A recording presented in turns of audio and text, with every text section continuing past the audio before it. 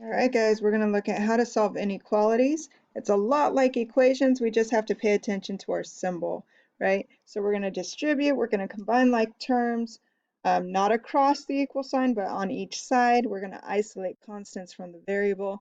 We're going to make the coefficient of the variable 1 through multiplication or division.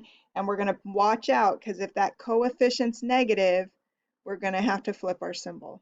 Okay. All right, so here we go. We have 1/2 times negative 4m minus 6 is greater than negative times 6 minus m. All right, here we go. So distribution first. Anytime I see those parentheses, my brain is saying, I have to distribute.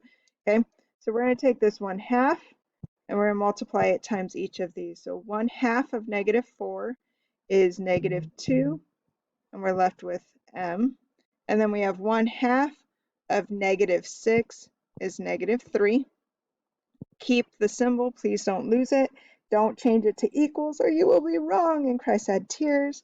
All right, so greater than, and now we have negative. If you don't see it, remember it's 1, so we're multiplying negative 1 times everything. Distribution is multiplication. So negative 1 times 6 is negative 6. Negative 1 times negative 1m is positive m. All right, so now we're going to start moving things. We want to, well, let's look, can we combine anything? I'm looking here, nope, can't combine. On the right side, nope, can't combine. So now we want to move things. Okay, so I'm going to move this m to the other side by zeroing out. Remember, it should zero out. If you don't zero out, you did it wrong. All right, so negative 2m minus 1m gets me negative 3m. Minus 3 is greater than negative 6. Okay, now I need to isolate. So I moved my variables. Now I need to move the constant. So I have negative 3. So to zero out, I have to add 3. This should equal 0. If it doesn't, you did it wrong.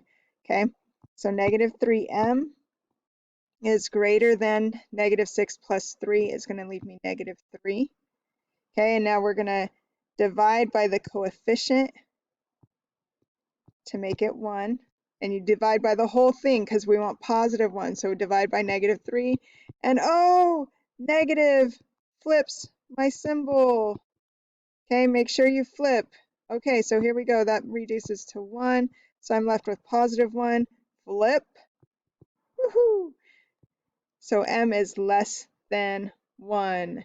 Okay, so watch all those things. Let's do one more example, make sure we're on the right track here. Okay, all right, so we have this big old inequality. Remember, first thing I'm looking for is that parentheses, which tells me distribute. All right, so we're going to multiply because that's what distribution is. Mind your signs. Negative 7 times positive 4x is going to be negative 28x. Negative 7 times positive 7, negative 49. Done with that. Keep my symbol, don't change it, don't lose it. 3, and now I'm going to take positive 4 and distribute it. So 4 times negative 4 is negative 16. 4 times negative 6x is going to be negative 24x.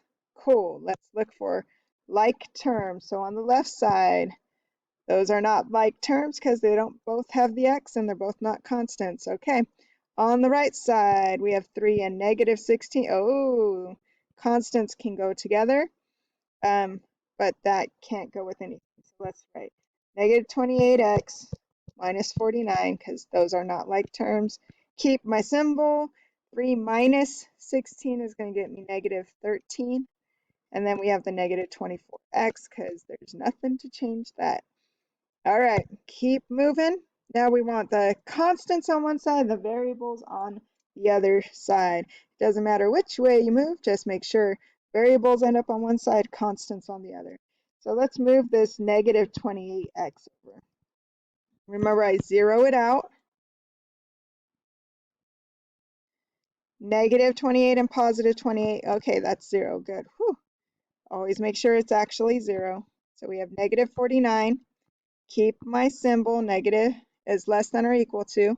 Then I have negative 13. Negative 24x plus 28x is going to leave me with positive 4x. Notice that I write my x each time because I want to know where that goes with. If you drop your variable, you guys do funky weird things and you start combining things that are not the same. Don't fall for that trap. All right, so I've moved my variables to one side, which means my constant's got to go to that other side. So I need to zero out my negative 13 by adding 13, which is going to leave me with negative 36 over here.